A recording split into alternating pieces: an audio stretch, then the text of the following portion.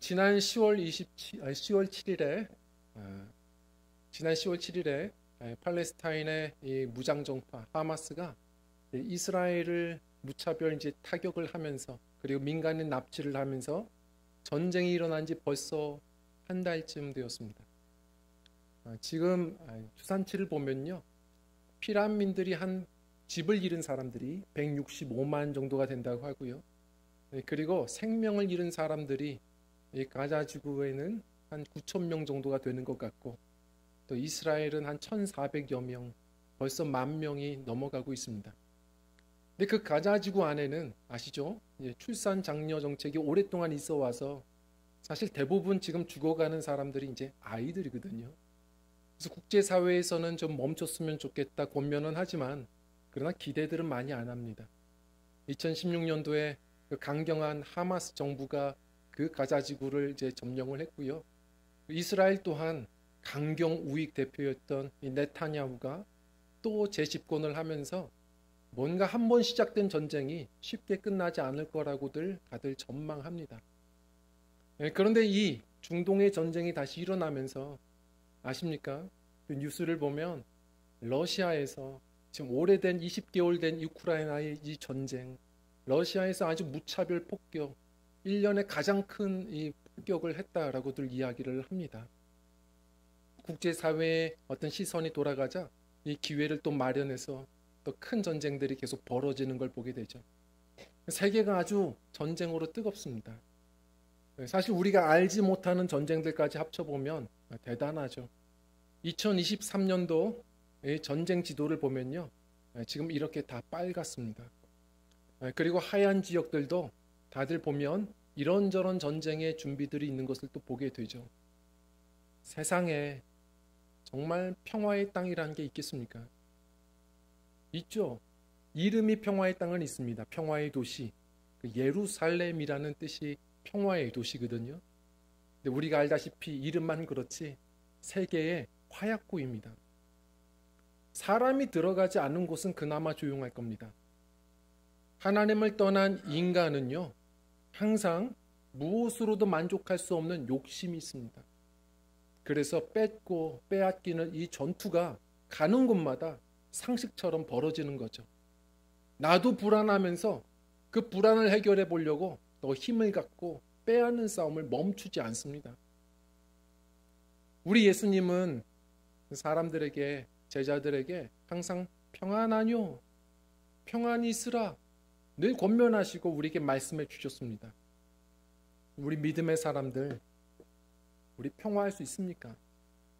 이 세상에서 주님이 말씀하신 그 평안 정말 누릴 수 있습니까?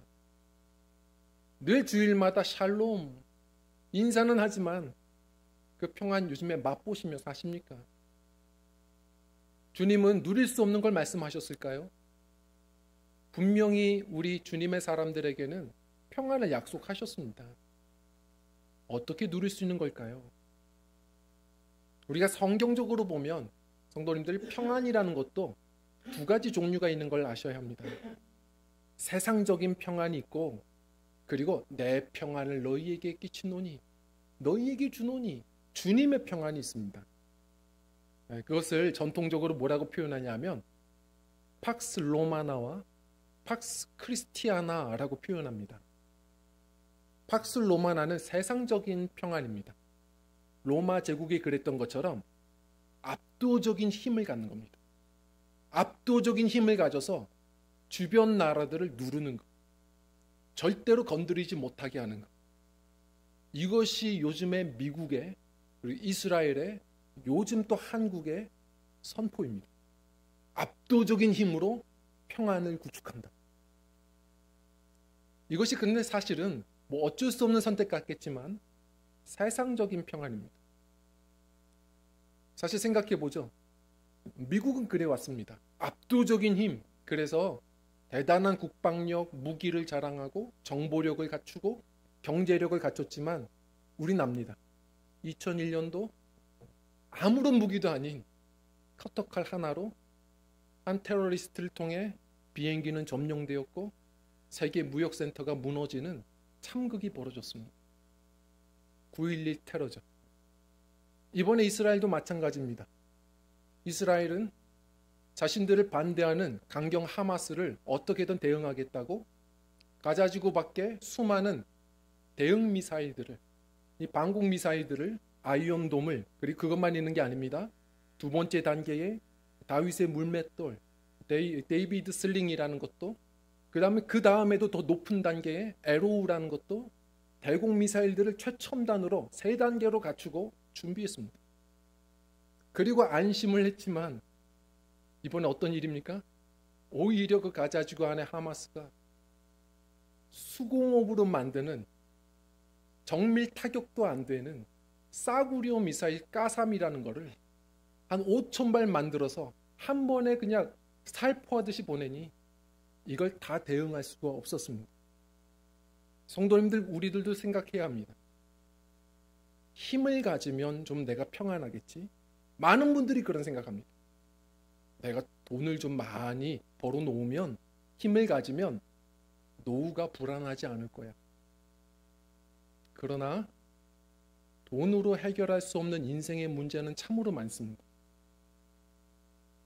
권력을 가지면 평안할 수 있겠지. 그러나 그것이 영원하지 않을 것이기에 우리는 권력을 가져도 불안합니다. 어떻게 평안할 수가 있겠습니까? 오늘 바울이 말한 팍스 크리스티아나를 우리는 기억해야 합니다. 그리스도의 평화, 그리스도 안에서 누리는 그 평안을 우리는 맛봐야 합니다. 그건 세상의 평안과는 다릅니다. 오늘 말씀대로 주 안에 거할 때 누리는 평화입니다. 무엇을 얻어서가 아니고 무엇이 없어도 됩니다. 함께 하시는 예수 안에서 누리는 평화예요.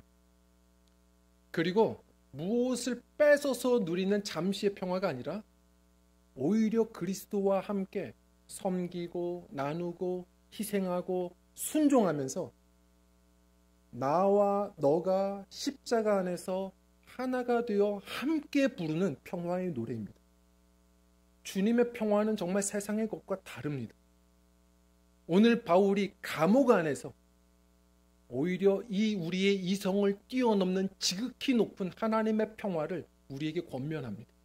우리 이성으로는 도무지 감이 잡히지 않습니다.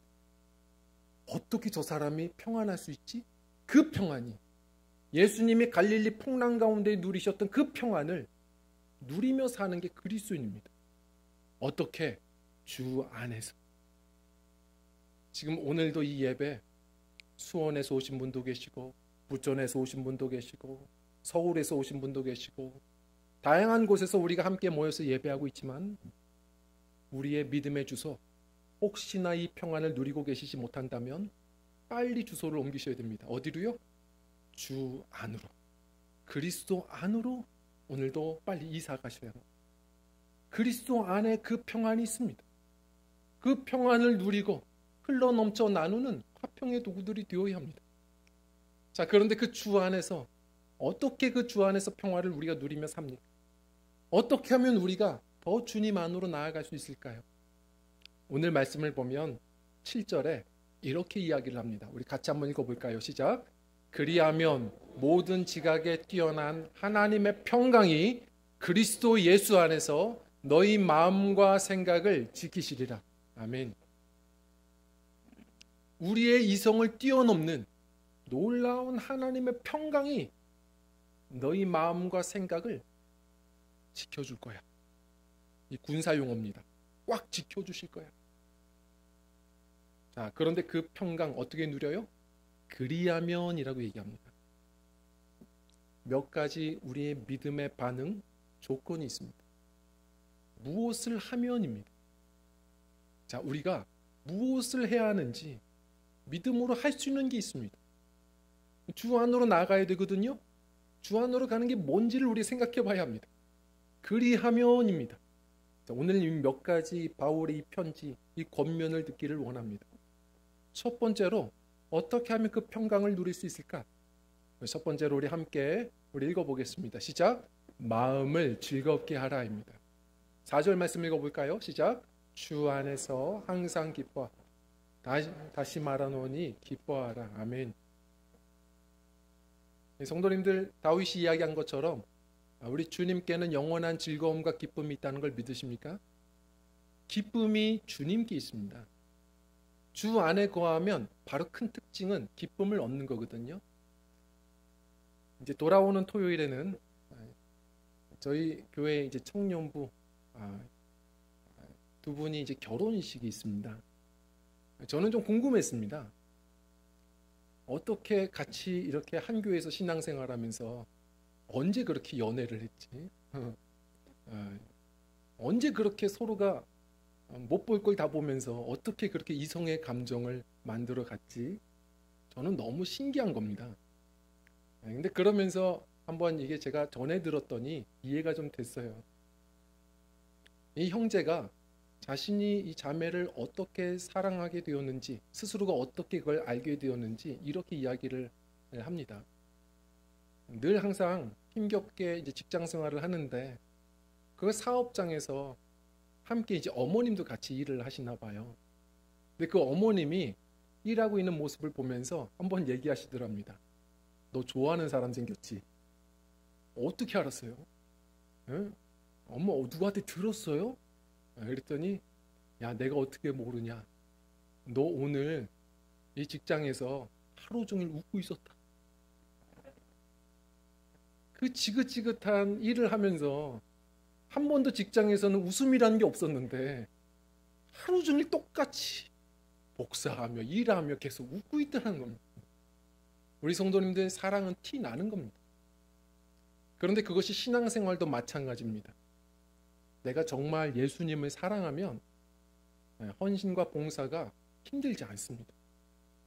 우리 안에 삶의 문제가 어떠할지라도요, 주 예수 사랑 기쁨 내 마음속에입니다. 주님 사랑하면 항상 웃음이, 기쁨이 멈추지 않습니다. 주님이 나를 지극히 사랑하시고 내가 그 사랑 안에 있음이 세상 어디에서 누리는 것보다 큰 기쁨이 우리에게 일어나는 거거든요. 신앙생활이 즐거워지는 겁니다. 오늘 교회 오시면서도 기쁨의 발걸음이셨으면 지금 주님의 사랑이 충만하신 겁니다. 근데 또 천근 만근이셨으면 한번 스스로 점검해 보셔야 됩니다. 주님의 사랑이 있는지를 점검하셔야 돼요. 예수님은 누구든지 목마르거든 내게로 와서 마셔라 라고 얘기하셨습니다. 그럴 때 네 속에서, 겉에서가 아닙니다. 뭘 얻을 때가 아니고요. 이렇게 얻을 때가 아니고 네 속에서 성령이 함께 하시니, 주님이 함께 하시니 네 속에서 강물이 솟구쳐 흘러나리라 하셨습니다. 무엇이 없어도 됩니다. 주님이 계시니 주변까지 적시는 기쁨이 내 안에 솟구쳐 나오는 겁니다. 그러다 보니 힘이 나는 겁니다. 왜 자꾸 염려하시죠? 왜 자꾸 평강을 잃어버리십니까? 사실 별것 아닌 문제는요, 우리가 기쁨이 있으면 웃어 넘길 수 있습니다. 웃음을 잃은 겁니다. 별것 아닌 문제에도 넘길 힘이 없습니다. 기쁨을 놓치신 겁니다. 주님 안에 나아가 주님이 약속하신 이 기쁨을 빨리 회복하셔야 됩니다. 혹시 영어 단어로 세상에서 가장 긴 영어 단어를 혹시 알고 계십니까? 이게 외국 사람들 유머인데요. 가장 긴 영어 단어가 있습니다. 그게 뭐냐면 smiles입니다. smiles. 왜냐하면 이 미소라는 이 단어에 S와 S 사이에는 1600m, 1마일이 있습니다. 미소라는 게 그렇습니다. 우리가 좀 웃으면 힘이 납니다. 뿐만 아니라 아십니까? 경험해 보셨죠? 누군가 미소를 지어주면 그 미소만 봐도 이 사람들이 얘기하는 것처럼 우리는 또 1마일을 걸어갈 힘을 얻습니다. 우리가 교회에 오면 먼저, 그것도 사명이세요. 웃고 오세요. 모든 우화는 집에다 내려놓고 웃고 오십시오. 누군가가 그 미소를 보고 또 웃어 넘길 수 있는 힘을 얻을 겁니다. 또 1마일을 걸어갈 거예요. 교회라는 곳은 주 안에서 기쁨의 공동체고요. 그 기쁨 때문에 웬만한 것 다 웃어 넘기는 평화의 공동체입니다. 우리 잃어버린 그 기쁨을 주 안에서 회복하시기를, 내가 일어날 힘을 얻고 남들을 또 일으켜 세우며 걸어가게 하는 기쁨의 공동체가 되기를 주의 이름으로 축원드립니다. 그리고 두 번째로는요, 우리 함께 읽겠습니다. 시작. 누구에게나 관대하라입니다. 관대하십시오. 우리 5절 말씀은 바울이 이렇게 이야기합니다. 한번 읽어볼까요? 시작. 너의 관용을 모든 사람에게 알게 하라. 주께서 가까우시니라. 아멘. 마음을 너그럽게 하셔야 합니다. 갈수록 부드럽게 하셔야 합니다. 전에 전 문화부 장관 이어령 박사님이 했던 얘기처럼 007 가방으로 살지 말아라. 이게 멋있긴 하지만 딱 내 규격에 맞는 사람들만 마음에 품고, 또 뭘 가져도 너무 딱딱해서 자꾸 흔들리면 소리가 나고, 007 가방으로 살지 말고 마음을 보자기로 살아라. 누가 있든지 품어낼 수 있고 소리가 나지 않는 보자기로 살자. 성도님들, 부드러운 게 승리하는 겁니다. 모세도 보십시오. 성경에 보면 모세는 세상 누구보다 온유한 자라 성경이 얘기했습니다. 온유한 자입니다. 그런데 그가 상대해야 될 바로는요, 완악한 마음이었다고 이야기합니다. 마음이 굳은 겁니다. 누가 이기죠? 모세가 이겼습니다. 부드러움이 항상 강함을 이깁니다. 나이가 들어도 딱딱한 것, 이빨부터 빠지지 우리 혀는 빠지지 않습니다. 우리 성도님들, 부드러움이 늘 승리합니다. 강하면 부러집니다. 근데 문제는 나이가 들어갈수록 더 우리는 이 겉의 수분도 빠지지만 마음의 수분 지키셔야 돼요. 그런데 가만히 두면 마음의 수분도 자꾸 빠져나가서 마음이 경직됩니다.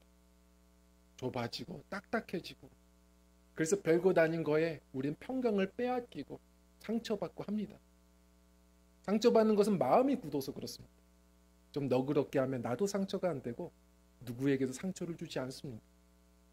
주님의 은혜의 수분으로 항상 적시셔서 마음을 부드럽게 하십시오. 우리가 나이가 들어갈수록 2마리의 개를 키운다고 얘기합니다. 아십니까? 저는 개 안 키우는데요, 다 지금 키우고 계십니다. 2마리의 개가 뭐냐면 편견과 선입견이라고 합니다. 내가 이렇게 살아왔으니 다 안다는 겁니다. 저 사람은 인상만 봐도 알아. 선입견들이 있으십니다. 또 뭔가 행동, 비기 싫은 행동하면 편견이 있어요. 저 사람은 늘 그래. 너무 우리는 당연하게 그렇게 쉽게 판단하고 사람들을 그렇게 세워갈 때가 있습니다. 그래서 품기가 너무 어려운 거죠. 우리 성도님들, 우리가 시간이 더할수록 항상 풀어주고 내려놔야 될 게 이 2마리 개입니다. 나도 주님이 지금 바꾸고 계시고, 그리고 많은 영혼들도 지금 바꾸고 계십니다. 실수 없으신 하나님이 주님 뜻 안에서 나에게 선물로 주신 사람들입니다. 우리가 가정에서도, 교회에서도, 직장에서도 우리 사람들의 선입견과 편견을 내려놓고 어린아이들처럼 친구가 되어주고, 또한 함께 그의 다름을 존중하고 배워서 항상 주님 오실 때까지 나도 배워가는 우리 마음이 젊은 사람들, 우리 품어주고 포용해서 우리 주님 오실 때가 가깝습니다. 우리가 시간을 아끼고 우리가 사랑하고 용납하며 우리 관계의 지경이 또 넓어져가는, 평화하는 우리 저와 성도님들 되셨으면 좋겠습니다. 그리고 우리 세 번째로는요, 우리 함께 읽겠습니다. 시작. 염려를 기도로 바꿔라입니다. 우리 6절 말씀 좀 읽어볼까요? 시작. 아무것도 염려하지 말고 다만 모든 일에 기도와 간구로 너희 구할 것을 감사함으로 하나님께 아뢰라. 아멘. 염려하지 마십시오. 그 염려가 물론 문제는 있죠. 그러나 그 염려를 자꾸 가슴에 품으면 평안을 빼앗깁니다. 그 염려 어떻게 해야 됩니까? 이 염려라는 말이 헬라어로는 메림나오라는 말인데, 이게 마음을 찢다, 분리하다 이런 말이에요. 마음은 온갖 계속 전쟁터가 되고요. 그러나 집중이 없다 보니까 아무 일도 못하며 삽니다. 이 염려는 예수님이 말씀하신 대로 염려해봐라. 키를 한 자나 더 할 수 있겠느냐? 100회 무익합니다. 그래서 어떤 목사님은 이 염려를 뭐라고 표현했냐면 중립기어 놓고 악셀레이터를 밟는 것이라고 얘기했습니다. 기름은 나가고요. 소음은 시끄럽고요. 그렇게 매연은 풍기고요. 그런데 1m도 못 가는 겁니다. 미련한 겁니다. 물론 해결되지 않으니까 염려를 갖고 있는 거거든요. 그런데 우리는 그 염려를 관리할 수 있습니다. 그 염려를 담당해 주시는 분을 알기 때문에 그렇죠. 성도님들, 그 염려를 기도로 바꿔내십시오. 영어 단어, 이 고대 언어에서 시작되는데 이 월이라는 말이 월계한 이 숨통을 조이다, 목을 물다, 이런 말에서부터 옵니다. 염려가 오면 정말 숨이 막힙니다. 잠도 안 와요. 그럴 때일수록 기도의 호흡로를 여셔야 합니다. 오늘 말씀해 보면 아무것도 염려하지 말고 모든 일에 기도해라. 근데 우리는 이걸 거꾸로 합니다. 모든 것을 염려하고 아무것도 기도하지 않아요. 참 이게 미련한 겁니다. 자꾸 기도하셔야 됩니다. 모든 일에 기도와 간구로. 이게 무슨 말이죠? 기도를 습관화하셔야 합니다. 때로는 이게 내가 지금 염려하는 줄도 모릅니다. 그리고 염려해요. 자꾸 기도를 습관하셔야 돼요. 예수님이 감람산에서 습관을 따라 기도하신 것처럼 기도의 루틴이 일상에 일어나셔야 됩니다. 저는 피곤해서 아침 예배 못합니다. 피곤한 거 아닙니다. 바빠서가 아니라 이게 습관이 아직 안 되는 겁니다. 낯설고 불편한 거예요. 어느 순간 그게 습관이 되면 몸이 반응합니다. 그때가 되면 일어나요. 신기하죠. 그리고 그래야 뭔가 하루가 시작되는 느낌이 있어요. 큐티도 처음엔 어렵죠. 그러나 일상이 되면 그게 즐겁고요. 편해집니다. 드라마도 보십시오. 보시면 이 막장 드라마 무슨 작가는 뭐 하는 거야? 이렇게 다들 험담하시면서 끝까지 다 보시더라고요. 왜 그런지 아세요? 아는 맛이 무서운 겁니다. 이 작가들도 다 알아요. 비판하는 거 알지만 다 보거든요. 왜냐하면 우리의 뇌는 어차피 드라마는 공부하려고 보는 거 아니거든요. 우리의 뇌는 익숙한 것에 반응합니다. 우리의 몸은 늘 익숙한 것에 우리가 그렇게 몸이 반응하는 것을 보게 되죠. 기도가 습관이 되면 어느 순간 반응합니다. 그러다 보면, 기도하다 보면 내가 붙들어야 될 게 무엇이고 그리고 빨리 주님께 맡겨야 될 게 무엇인지 구별이 됩니다. 염려 관리가 되죠.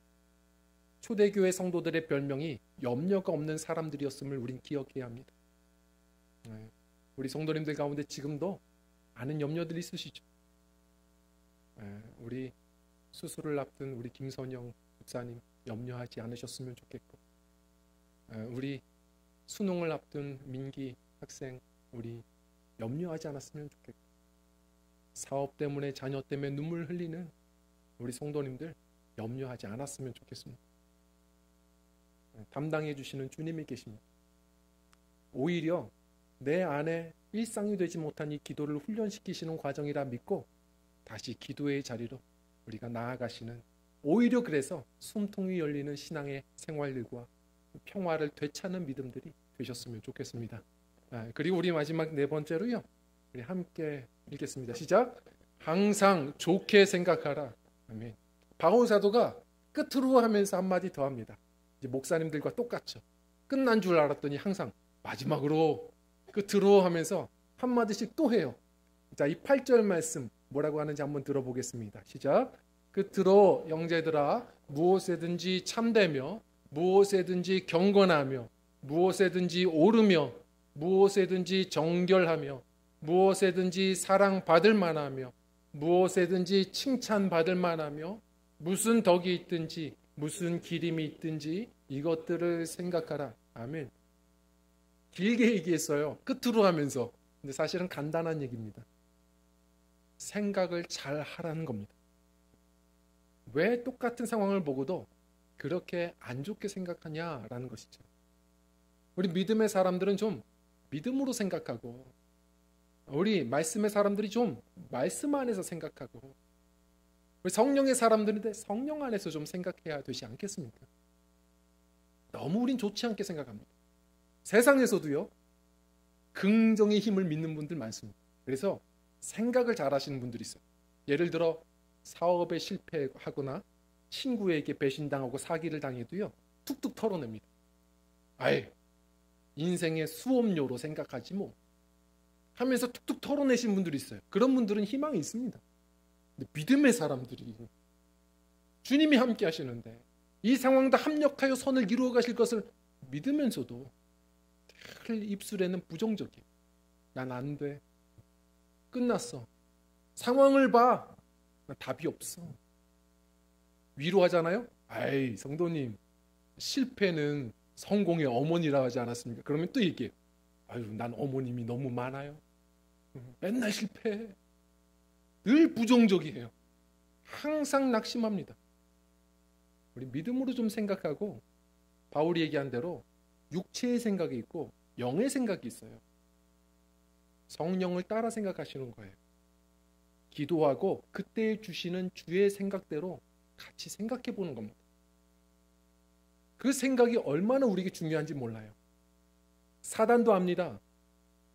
결국은 생각이 중요하거든요. 그래서 가룟 유다에게도 어떻게 해요? 예수님 팔 생각을 넣었더라.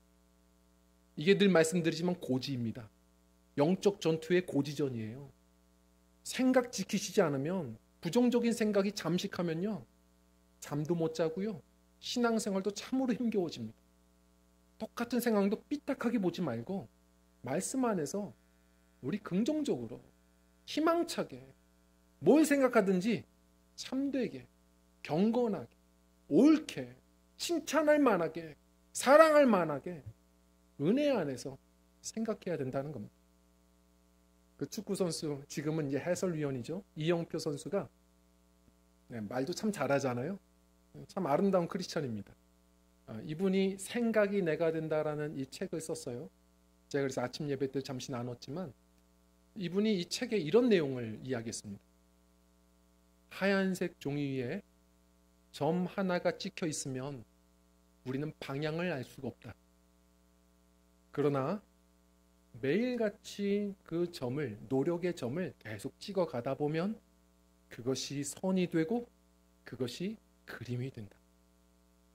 우리 성도님들 다 이해가 되지 않습니까? 한 번의 사건이 우리 인생을 만들지 않습니다. 매 순간 우리가 생각하는 그것이 어느 순간 습관이 되고요, 그것이 내 성품이 되고 그것이 인생이 됩니다. 그러나 기억할 것은 백두산 천지에 빗물이 떨어져도 분기점이라고 하지 않습니까? 왼편으로 흐를 것인지 오른편으로 흐를 것인지 잠시의 차이지만 그것이 두만강이 되기도 하고 압록강이 되기도 합니다. 성도님들, 우리가 어떤 생각을 하느냐가 매우 큰 인생의 차이를 만들어냅니다. 우리 생각을 지키시고요, 성령을 따라 늘 옳게, 이왕이면 칭찬할 만하게, 우리 덕이 있게 우리 생각하셔서 우리 희망을 노래하고 생각이 내가 된다, 우리 주님의 은혜 안에서 우리 믿음으로 또한 전진해 나가는 우리 믿음의 삶들이 되시기를 축원드립니다. 오늘의 말씀을 우리가 가슴에 좀 새기기를 원합니다. 제가 사실 요즘에 이 전쟁 기사를 보면서 또 이 영화가 생각이 났습니다. 예전에 참 명작이었죠. 그 팔레스타인의 창살 없는 그 감옥, 그 대형 감옥, 그 가자 지구에 있는 현실들을 그대로 비춰주면서 딱 3일 만에 찍어낸 영화입니다. 그리고 실화를 담았죠. 노래로 쏘아 올린 기적이라는 영화, 이 감독이 엑스트라도 없어서 거기 현장에 있는 아이들을 다 썼잖아요. 그런데도 멋있는 영화가 완성됐습니다. 근데 어떤 실화였느냐? 거기서 기적이 일어났죠. 그 바로 가자지구에서 살아가는 어린아이들, 그들이 무슨 죄가 있습니까? 그런데 그곳에 갇혀 살면서 한 아샤프라는 이 아이가 꿈을 갖죠. 나는 꿈이 있어. 가수가 되어서 노래를 부를 거야. 그래서 이 팔레스타인 돈이 문제가 아니고 나는 이 팔레스타인의 많은 우리 국민들을 위해서 희망을 주는 사람이 될 거야. 이 어린아이가 대단하죠. 야, 네가 어떻게 여기서 나가서 가수가 되냐? 그랬더니 난 할 거야.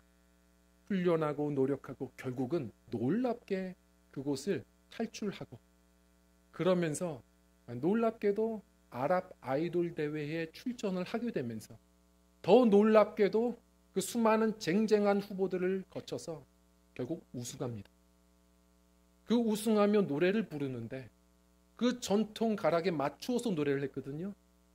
팔레스타인 가자 지구 안에서뿐만 아니라 서안 지구에 있는 사람들까지, 뿐만 아니라 유대인들, 온 중동의 사람들이 그날은 그 노래로 하나가 되었습니다.